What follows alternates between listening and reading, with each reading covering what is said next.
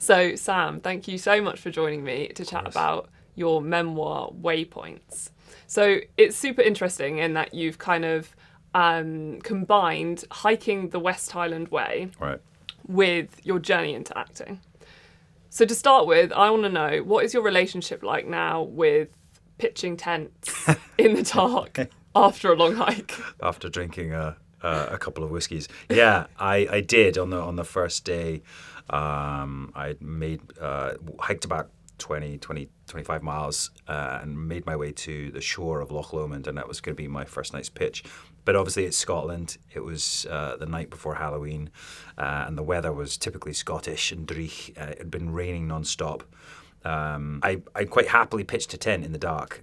Couldn't find my head torch, couldn't find any of that, so I used my phone light, but I managed it. Actually, it didn't fall down in the night. So I did feel like I was a mountain man. I was out there in the wilderness when really I was only about 20 miles from home. And you decided to not camp the next night. So the whole idea of the journey was, sort of this very solitary one. I wanted to get back to nature and really immerse myself in the walk. And what happened on day 2 was, completely drenched. It was a very difficult part of the hike. It just took me a lot longer than I thought. And night fell, and I was in the pitch dark. And luckily met another walker called Graham, who I talk about in the book. And he and I walked together and we sort of supported each other. We talked about our love for hiking, about whiskey, about mountains, absolutely anything to get us through the hike. But by the end of that day, I fell through the door of a small hotel on the shores of Loch Lomond and decided that I needed to either do something different, lose all my gear and do the walk without all the gear, or maybe give up. So it really was a tough decision, but yeah, I'm glad that I decided to dump all my gear on the side of the road. And where do you think that kind of drive and determination comes from that, made you carry on that walk, but also in life? It was the next morning. I woke up pretty stiff and sore, and I thought, you know what, this journey, this hike was about the enjoyment, about me enjoying the country that I'm in, enjoying Scotland. So I thought I needed to approach it a different way. But I suppose being adaptable is important. And allowing the journey, the hike, to influence you as opposed to sort of trying to assert myself on it. And that might be a sort of a slight metaphor for my life as well. Being an actor, you have to adapt and you have to be determined, you have to be pretty thick-skinned. So I guess there's that, and maybe being stubborn as well, or stupid. And what was it like being in something for almost 10 years with Outlander in an industry that does have so much kind of uncertainty and is always changing? All of my experiences, growing up being a jobbing actor, really have influenced and I guess shaped me. But I'm now in this job. I've been on Outlander for almost a decade, and I feel very fortunate. It's allowed me to go back to Scotland, back to my homeland, and rediscover Scotland as well, and the beauty it has there.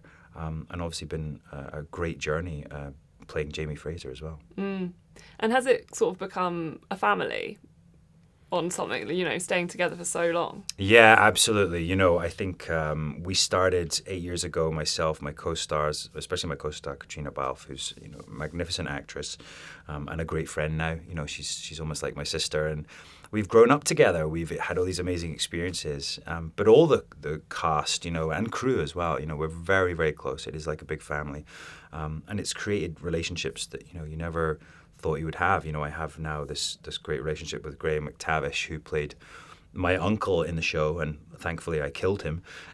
But he and I have created a book series and a TV show as well. So yeah, a lot has come out of Outlander. Yeah. And what was it like in the casting process when you first met Caitriona, who plays Claire?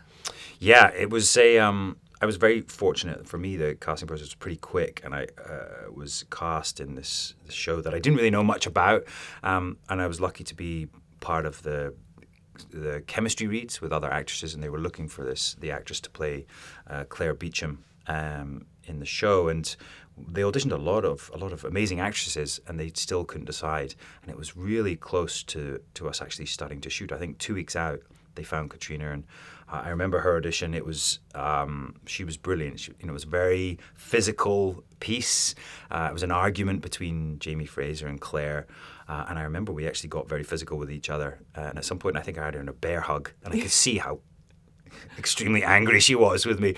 But I think that's it. You say, what is chemistry? And I think that the point is the chemistry was that we were just in the moment with each other. You also write that you quite liked fantasy as a teenager. Now you're obviously in a historical fantasy show. So as a teenager, what sort of things were you attracted to? Yeah, I start the book off, there's a small quote there from Tolkien, and obviously my family were big fans. My brother was named after an elf from Lord of the Rings. And not only that, I grew up in the grounds of a castle in Scotland, a derelict castle. So I think that fantasy element, I imagined myself as Robert the Bruce or, King Arthur. All these things, these were great influences to me growing up. And I still am desperate to be an elf or a dwarf. So if the Rings of Power are still casting, I'm available. I've even got a ginger wig if they're interested. I can imagine you as an elf. Thank you. Well, I may have had some prosthetics done at some point. You might see in future. Oh, yeah. Well, that's very exciting. Yeah, it's a lot of fun. Yeah. And you say that the kind of the body image that is expected of actors doesn't just affect women; it also affects men, and did affect you. Yeah. So, what sort of things were you putting your body through in the kind of years where you sort of thought, I must look this certain way? I very much felt the pressure of, having to have a certain body type. And early on, I didn't really know what I was doing, so I would literally starve myself and, force myself to do, crazy amounts of cardio and just sort of lean down as much as I could, which, looking back on it now, really wasn't very healthy. But it's been a good process for me, to then educate myself about a healthy lifestyle. And that's why I created My Peak Challenge, which is my charity fitness platform, where we give people access to information, and it's not just about fitness, but it's also about mental health as well. And through your kind of charitable work, you give to so many different causes. How did you decide who to give to, and are there any that have been sort of particularly close to you? We do. We choose a different charity each year, and we sort of put a spotlight on them. We've worked with about 5 or 6 charities now, and I think we've raised about $7 million for charity.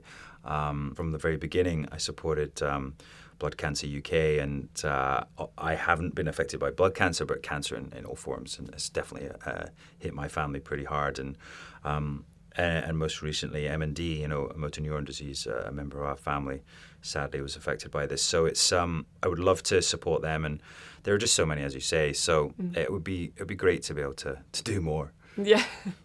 And with family, you write in the book the moment where you met your dad as an adult. He wasn't in your life for, any time that you could remember. Yeah. So what was that moment like, meeting him for the first time? He was just not there. He was very absent, in my life. I knew nothing about him, really. So for me to go and see him in Canada was a really, really interesting experience. And partly for an actor, part of my acting brain was like, oh, I'm going to use this and discover more about myself. But the other part of me, I guess the child in me was pretty anxious. But it was odd, I think a man that has no influence in my life. I remember I was walking next to him and I realized we had the same movement pattern, the same gait, the same step. And I thought that was really intriguing and also quite unsettling. And is that something that you think you were sort of able to process by sort of, obviously you experienced it with your brother, but also writing it in the book and thinking it through? Absolutely. The book is quite possibly a way for me to sort of put it to rest. I think, there's been a part of me that's sort of not wanted to be him or emulate him. But also, to accept him and accept that he has been a part of my life despite not being there. So, yeah, I think it is some sort of therapy, the book. You actually mentioned that Jamie Fraser playing him is almost a sort of therapy in a way. Why is that?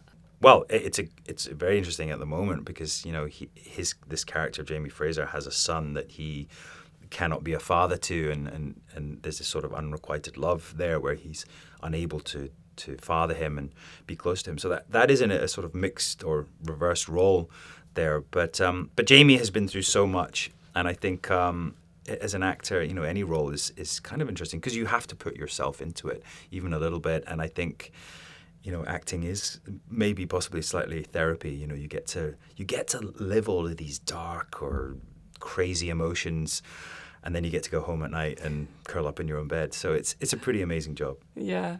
And so you've now hiked the West Highland Way. You must have some advice that you would pass on to anyone else who's thinking of trying it. Right. What would be your top tips? I would say don't do what I did. Read the book and find out. But all of us have something we've always wanted to do. Maybe it's on your doorstep, and you've always thought, oh, I'll do it sometime. But I guess I'm just trying to encourage people to just, you know, give it a go, and it can be very rewarding.